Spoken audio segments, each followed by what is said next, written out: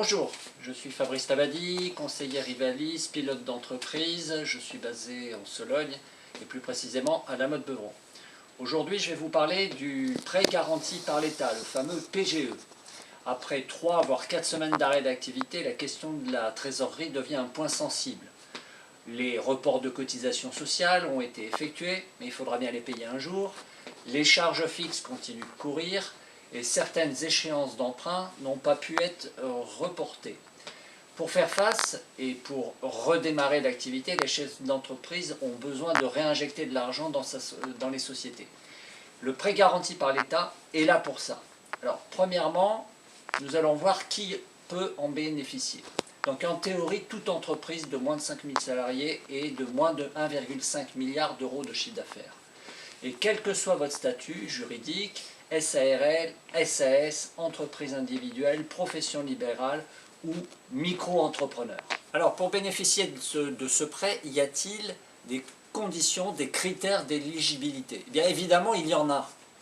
Et globalement, les critères d'analyse financière pour les banques restent identiques à un prêt traditionnel. Si votre bilan présente des capitaux propres négatifs, si votre notation bancaire est supérieure à 5, si votre banque considère que vous n'aurez pas la capacité de rembourser le prêt, ça peut clairement être compliqué. Il faut donc justifier sa demande. C'est le troisième point qui est extrêmement important.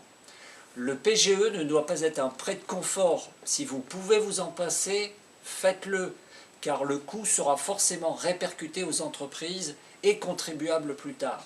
Ce n'est pas un prêt pour refinancer des crédits existants. Il faudrait montrer que votre besoin financier est réellement lié à la crise du Covid-19. Si votre activité faisait partie des activités ayant subi une fermeture administrative, la question ne se pose évidemment pas. Cependant, si vous n'êtes pas dans cette catégorie et que vous avez dû arrêter votre production, faute de fournisseurs ouverts, ou parce que vos clients ne voulaient pas ou ne pouvaient pas vous recevoir, il faudra bien le mentionner dans la demande. Si vous avez des écrits au passage, conservez-les pour justifier également votre recours à l'activité partielle. La justification passe également par la production d'un prévisionnel de trésorerie. Donc faites des hypothèses d'inactivité, de vitesse de démarrage, et surtout mettez en avant le montant total de vos devis signés et qui sont en attente de réalisation. Ça rassurera la banque car vous aurez une reprise plus rapide. Alors combien peut-on demander? Eh bien le maximum c'est 25% du chiffre d'affaires de l'année précédente. Vous pouvez tenter de demander cette somme, mais les banques étant attentives à votre capacité de remboursement, il est possible qu'une somme inférieure vous soit proposée.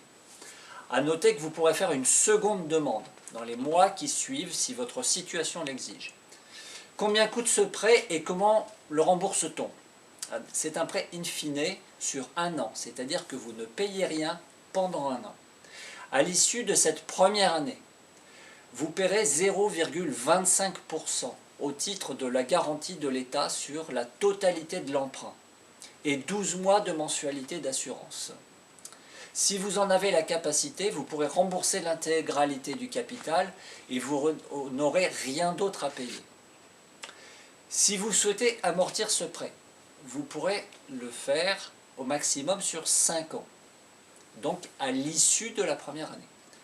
La garantie de l'État vous coûtera 0,5% en année 2 et 3, et pour les années 4 et 5 et 6, le coût de la garantie de l'État sera de 1%, auquel s'ajoutera l'assurance et le taux de refinancement de la banque. Selon la conférence du président de la BPI du 9 avril, ce taux de remboursement en 2021 sera fixé par décret. Il pourrait tourner autour de 1%. Évidemment, au moment où je vous parle, les choses ne sont pas encore fixées. Il convient de préciser qu'aucun frais de dossier n'est demandé. Et le prêt est garanti par l'État à hauteur de 90%. Et donc, a priori, il n'est pas non plus demandé de garantie au chef d'entreprise sur les 10% restants. Et si la banque refuse?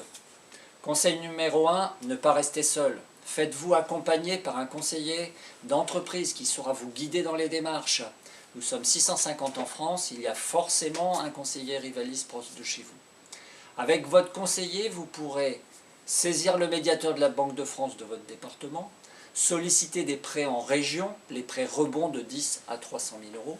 Et enfin, avec votre conseiller, vous pourrez définir ensemble des mesures au niveau de l'entreprise, un vrai plan de bataille pour redémarrer dans les meilleures conditions et piloter la reprise au cordeau.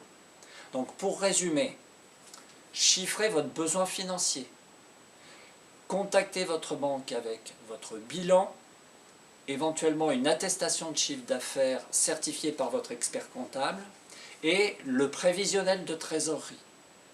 Faites ensuite, une fois que vous avez l'accord de la banque, votre demande à la BPI et vous communiquerez ensuite votre numéro d'attestation à la banque auprès de laquelle vous avez sollicité ce prêt.